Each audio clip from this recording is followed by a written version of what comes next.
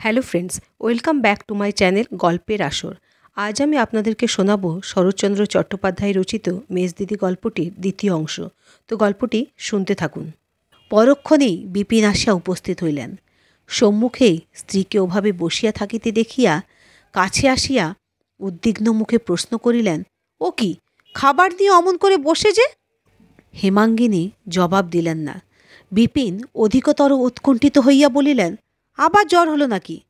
অভুক্ত ভাতের থালাটার পানে চোখ পড়ায় বলিলেন, এখানে এত ভাত ফেলে উঠে গেল কে?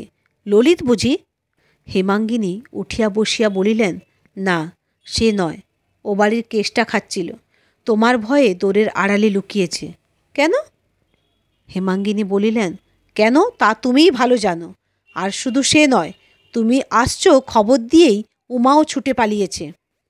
বিপিন মনে মনে বুঝিলেন স্ত্রীর কথাবার্তা বাঁকা পথ ধরিয়াছে, তাই বোধ করি সোজা পথে ফিরাইবার অভিপ্রায়ে সহাস্যে বলিলেন, ও বেটি পালাতে গেল কি দুঃখে?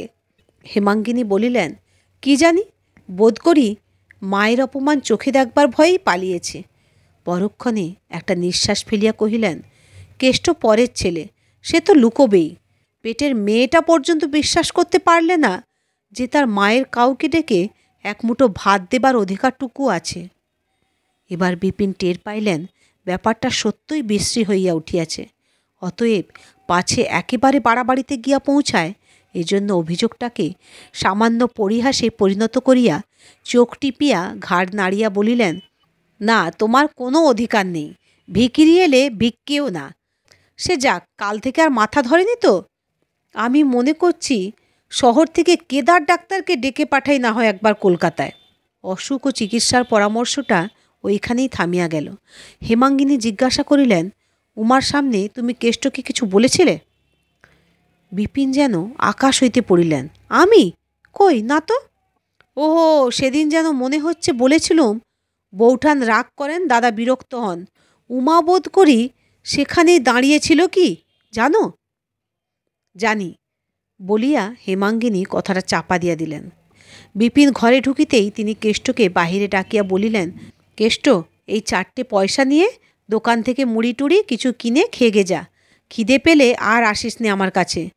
তোর মেজদির এমন জোর নেই যে বাইরের মানুষকে এক মুঠো ভাত খেতে দেয়। কেষ্ট নিঃশব্দে চলিয়া গেল।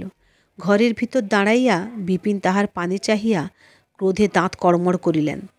দিন 5-6 পরে একদিন বৈকালে বিপিন অত্যন্ত বিরক্ত মুখে ঘরে ঢুকিয়া বলিলেন, এসব কি তুমি শুরু করলে মেজবউ? কেষ্ট তোমার কে যে একটা পরের ছেলে নিয়ে দিনরাত আপনা আপনির মধ্যে লড়াই করে বেড়াচ্ছ? আজ দেখলাম দাদা পর্যন্ত ভারী রাগ করেছেন। অনতিপূর্বে নিজের ঘরে বসিয়া বড় বউ স্বামীকে উপলক্ষ ও মেজবউকে লক্ষ্য করিয়া চিৎকার শব্দে যে সকল অপভাষার তীর ছুড়িয়াছিলেন, তাহার একটিও নিষ্ফল হয় নাই। সবকটি আসিয়াই হেমাঙ্গিনীকে বিধিয়াছিল এবং প্রত্যেকটি মুখে করিয়া যে পরিমাণ বিষ বহিয়া আনিয়াছিল, তাহার সহিত জ্বালাটাও কম জ্বলিতেছিল না। কিন্তু মাঝখানে ভাসুর বিদ্যমান থাকায় হেমাঙ্গিনী সহ্য করা ব্যতীত প্রতিকারের পথ পাইতেছিল না। আগেকার দিনে যেমন যবনেরা গরু সম্মুখে রাখিয়া রাজপুত সেনার উপর বাণ বর্ষণ করিত, যুদ্ধ জয় করিত, বড় বউ মেজবউকে আজকাল প্রায়ই তেমনি জব্দ করিতেছিলেন। স্বামীর কথায় হেমাঙ্গিনী দপ করিয়া জ্বলিয়া উঠিল। কহিল, বলো কি, তিনি পর্যন্ত রাগ করেছেন? এত বড় আশ্চর্য কথা! শুনলে হঠাৎ বিশ্বাস হয় না যে। এখন কি করলে রাগ থামবে বলো? বিপিন মনে মনে রাগ করিলেন, কিন্তু বাহিরে প্রকাশ করা তাহার স্বভাব নয়। তাই মনের ভাব গোপন করিয়া সহজভাবে বলিলেন, হাজার হলেও গুরুজনের সম্বন্ধে কি? কথাটা শেষ হইবার পূর্বেই হেমাঙ্গিনী কহিল, সব জানি, ছেলে মানুষটি নই যে গুরুজনের মান মর্যাদা বুঝিনে, কিন্তু ছোড়াটাকে ভালোবাসে বলেই যেন ওরা আমাকে দেখিয়ে দেখিয়ে ওকে দিবারাত্র বিদ্যে থাকেন। তাহার কণ্ঠস্বর কিছু নরম শোনাইল, কারণ হঠাৎ ভাসুরের সম্বন্ধে শ্লেষ করিয়া ফেলিয়া সে নিজেই মনে মনে অপ্রতিভ হইয়াছিল।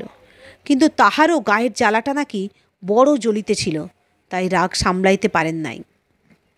বিপিন গোপনে ও পক্ষে ছিলেন, কারণ এই একটা পরের ছেলে লইয়া নিরর্থক দাদাদের সঙ্গে ঝগড়াঝাটি তিনি মনে মনে পছন্দ করিতেন না।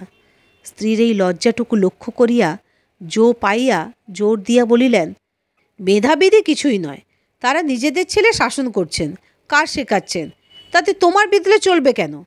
তাছাড়া যাই করুন, তারা গুরুজন যে।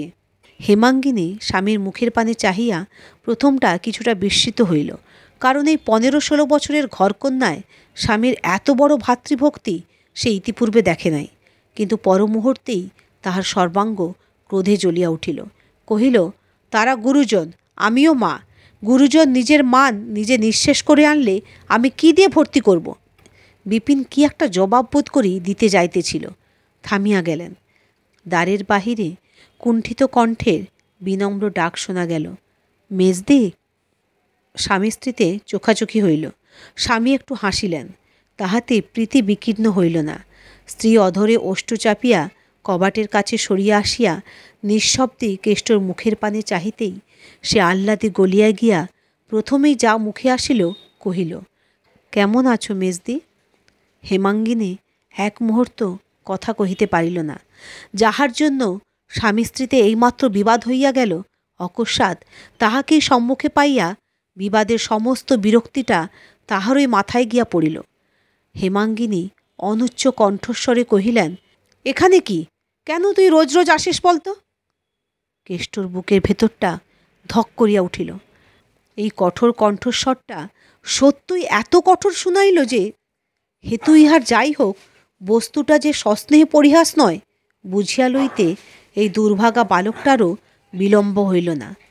ভয়ে বিস্ময়ে লজ্জায় মুখখানা তাহার কালিমাখা হইয়া গেল। কহিল, দেখতে এসেছি। বিপিন হাসিয়া বলিলেন, দেখতে এসেছে তোমাকে? এ হাসি যেন দাঁত ভ্যাংচাইয়া হেমাঙ্গিনীকে অপমান করিল। সে দলিতা ভুজঙ্গিনীর মতো স্বামীর মুখের পানে একটিবার চাহিয়াই চোখ ফিরাইয়া লইয়া কহিল, আর এখানে তুই আসিস নে, যা। আচ্ছা বলিয়া কেষ্ট তাহার মুখের কালি হাসি দিয়া ঢাকিতে গিয়া সমস্ত মুখ আরও কালো, আরও বিশ্রী বিকৃত করিয়া অধোমুখে চলিয়া গেল। সেই বিকৃতির কালো ছায়া হেমাঙ্গিনী নিজের মুখের উপর লইয়া স্বামীর পানে আর একবার চাহিয়া দ্রুতপদে ঘর ছাড়িয়া বাহির হইয়া গেল। দিন 5-6 হইয়া গেল। হেমাঙ্গিনীর জ্বর ছাড়ে নাই। কাল ডাক্তার বলিয়া গিয়াছিলেন সর্দি বুকে বসিয়াছে। সন্ধ্যার দ্বীপ সবেমাত্র জ্বালা হইয়াছিল। ললিত ভালো কাপড় জামা পরিয়া ঘরে ঢুকিয়া কহিল, মা, দত্তদের বাড়ি পুতুল নাচ হবে, দেখতে যাব? মা একটুখানি হাসিয়া বলিলেন, হ্যাঁ রে ললিত, তোর মা যেই 5-6 দিন পড়ে আছে, একবারটি কাছে এসেও তো বসিস নে। ললিত লজ্জা পাইয়া শিয়রের কাছে আসিয়া বসিল। মা সস্নেহে ছেলের পিঠে হাত দিয়া বলিলেন, এই অসুখ যদি না সারে, যদি মরে যাই, কি করিস তুই? খুব কাঁদিস? যা, সেরে যাবে বলিয়া ললিত মায়ের বুকের ওপর একটা হাত রাখিল। মা ছেলের হাতখানি হাতে লইয়া চুপ করিয়া রহিলেন। জ্বরের উপর এই স্পর্শ তাহার সর্বাঙ্গ জোড়াইয়া দিতে লাগিল। ইচ্ছা করিতে লাগিল এমন করিয়া বহুক্ষণ কাটান। কিন্তু একটু পরেই ললিত উসখুস করিতে লাগিল। পুতুল নাচ হয়তো এতক্ষণে শুরু হইয়া গিয়াছে মনে করিয়া ভেতরে ভেতরে তাহার চিত্ত অস্থির হইয়া উঠিল। ছেলের মনের কথা বুঝিতে পারিয়া মা মনে মনে হাসিয়া বলিলেন, আচ্ছা যা, দেখে আয়, বেশি রাত করিস নে যেন। না মা, এক্ষুনি ফিরে আসব বলিয়া ললিত ঘরের বাহির হইয়া গেল। কিন্তু মিনিট 2 পরে ফিরিয়া আসিয়া বলিল, মা, একটা কথা বলবো। মা হাসি মুখে বলিলেন, একটা টাকা চাই তো, ওই কুলঙ্গিতে আছে, নিগে, দেখিস বেশি নিস নে যেন। না মা, টাকা চাইনি। বলি, তুমি শুনবে? মা বিস্ময় প্রকাশ করিয়া বলিলেন, টাকা চাইনি? তবে কি কথা রে? ললিত আর একটু কাছে আসিয়া চুপি চুপি বলিল, কেষ্ট মামাকে একবার আসতে দেবে? ঘরে ঢুকবে না, ওই দোরগোড়া থেকে একটিবার তোমাকে দেখেই চলে যাবে। কালকেও বাইরে এসে বসেছিল, আজকেও এসে বসে আছে। হেমাঙ্গিনী ব্যস্ত হইয়া উঠিয়া বসিলেন, বলিলেন, যা যা ললিত, এক্ষুনি ডেকে নিয়ে আয়। আহা গো, বসে আছে, তোরা কেউ আমাকে জানাসনি রে। ভয়ে আসতে চায় না যে, বলিয়া ললিত চলিয়া গেল। মিনিট খানেক পরে কেষ্ট ঘরে ঢুকিয়া মাটির দিকে ঘাড় বাঁকাইয়া দেওয়ালে ঠেস দিয়া দাঁড়াইল। হেমাঙ্গিনী ডাকিলেন, এসো দাদা, এসো। কেষ্ট তেমনিভাবে স্থির হইয়া রহিল। তিনি নিজে তখন উঠিয়া আসিয়া কেষ্টর হাত ধরিয়া বিছানায় লইয়া গেলেন। পিঠে হাত বুলাইয়া দিয়া বলিলেন, হ্যাঁ রে কেষ্ট, বকেছিলুম বলে তোর মেজদিদিকে ভুলে গেছিস বুঝি? সহসা কেষ্ট ফোপাইয়া কাঁদিয়া উঠিল। হেমাঙ্গিনী কিছু আশ্চর্য হইলেন, কারণ কখনও কেহ তাহাকে কাঁদিতে দেখে নাই। অনেক দুঃখ কষ্ট যাতনা দিলেও সে ঘাড় হেঁট করিয়া নিঃশব্দে থাকে, লোকজনের সম্মুখে জল ফেলে না। তাহার এই স্বভাবটি হেমাঙ্গিনী জানিতেন বলিয়াই বড় আশ্চর্য হইয়া বলিলেন, ছি, কান্না কিসের? ব্যাটা ছেলেকে চোখের জল ফেলতে আছে কি? প্রত্যুত্তরে কেষ্ট কোঁচার খুঁট মুখে গুজিয়া প্রাণপণ চেষ্টায় কান্না রোধ করিতে করিতে বলিল, ডাক্তার বলে যে বুকে সর্দি বসেছে। হেমাঙ্গিনী হাসিলেন, এই জন্যে? ছি ছি, কি ছেলে মানুষ তুই রে! বলিতে বলিতে তাহার নিজের চোখ দিয়াও টপ টপ করিয়া দুফোঁটা জল গড়াইয়া পড়িল। বাঁ হাত দিয়া মুছিয়া ফেলিয়া তাহার মাথায় একটা হাত দিয়া কৌতুক করিয়া বলিলেন, সর্দি বসেছে, বসলেই বারে। যদি মরি তুই আর ললিত কাঁধে করে গঙ্গায় দিয়ে আসবি, কেমন, পারবি নে? বলি, মেজ বউ কেমন আছো আজ? বলিয়া বড় বউ দোরগড়ায় আসিয়া দাঁড়াইলেন। ক্ষণকাল কেষ্টর পানে তীক্ষ্ণ দৃষ্টিতে চাহিয়া থাকিয়া বলিলেন, এই যে ইনি এসে হাজির হয়েছেন? আবার ও কি, মেজগিন্নির কাছে কেঁদে সোহাগ করা হচ্ছে যে? ন্যাকা আমার, কত ফন্দিই জানে। ক্লান্তিবশত হেমাঙ্গিনী এইমাত্র বালিশে হেলান দিয়া কাত হইয়া পড়িয়াছিলেন।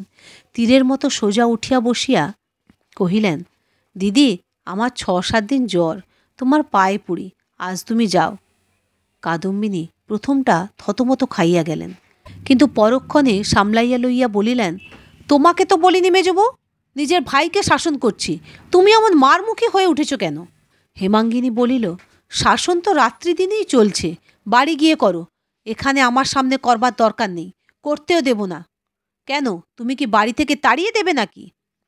হেমাঙ্গিনী হাত জোর করিয়া বলিল, আমার বড় অসুখ দিদি, তোমার দুটি পায়ে পড়ি, হয় তুমি চুপ করো, নয় যাও। কাদম্বিনী বলিলেন, নিজের ভাইকে শাসন করতে পাবো না? হেমাঙ্গিনী জবাব দিল, বাড়ি গিয়ে করো গে, সে আজ ভালো করেই হবে। আমার নামে লাগানো ভাঙানো আজ বার করব, বজ্জাত মিথ্যুক কোথাকার। বললুম গরুর দড়ি নেই কেষ্ট, 2-আটি পাট কেটে দে। না দিদি, তোমার পায়ে পড়ি, পুতুল নাচ দেখে আসি। এই বুঝি তোর পুতুল নাচ দেখা হচ্ছে রে? বলিয়া কাদম্বিনী ঘুম ঘুম করিয়া পা ফেলিয়া চলিয়া গেলেন। হেমাঙ্গিনী কতক্ষণ কাঠের মতো বসিয়া থাকিয়া শুইয়া পড়িয়া বলিল, কেন তুই পুতুল নাচ দেখতে গেলি নে কেষ্ট? গেলে তো আর এইসব হতো না।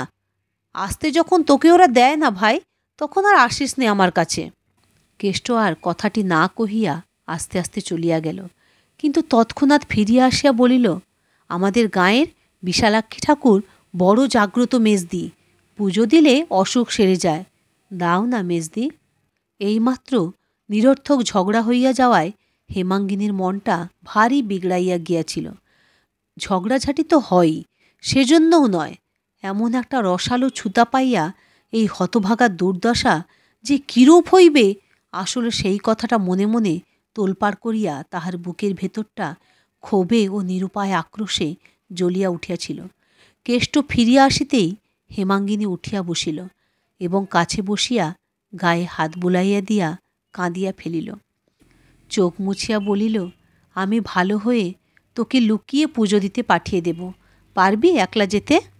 কেষ্ট উৎসাহে 2 চক্ষু বিস্ফারিত করিয়া বলিল, একলা যেতে খুব পারব। তুমি আজকে আমাকে একটা টাকা দিয়ে পাঠিয়ে দাও না মেজদি, আমি কাল সকালেই পুজো দিয়ে তোমাকে প্রসাদ এনে দেব, সে খেলে তক্ষুনি অসুখ সেরে যাবে। দাও না মেজদি আমাকে পাঠিয়ে। হেমাঙ্গিনী দেখিলেন তাহার আর সবুর সয় না, বলিলেন, কিন্তু কাল ফিরে এলে তোকে যে এরা ভারী মারবে। মারধরের কথা শুনিয়া প্রথমটা কেষ্ট দমিয়া গেল, কিন্তু পরক্ষণেই প্রফুল্ল হইয়া কহিল, মারুক গে, তোমার অসুখ সেরে তো যাবে। আবার তাহার চোখ দিয়া জল গড়াইয়া পড়িল। বলিলেন, হ্যাঁ রে কেষ্ট, আমি তোর কেউ নই, তবে আমার জন্যে তোর এত মাথা ব্যথা কেন? এই প্রশ্নের উত্তর কেষ্ট কোথায় পাইবে? সে কি করিয়া বুঝাইবে? তাহার পীড়িত আর্ত হৃদয় দিবারাত্র কাঁদিয়া কাঁদিয়া তাহার মাকে খুঁজিয়া ফিরিতেছে। আজ এই পর্যন্ত। এর পরের অংশটি জানতে হলে চ্যানেলটিকে একটা সাবস্ক্রাইব করে দেবেন প্লিজ। Thanks for watching.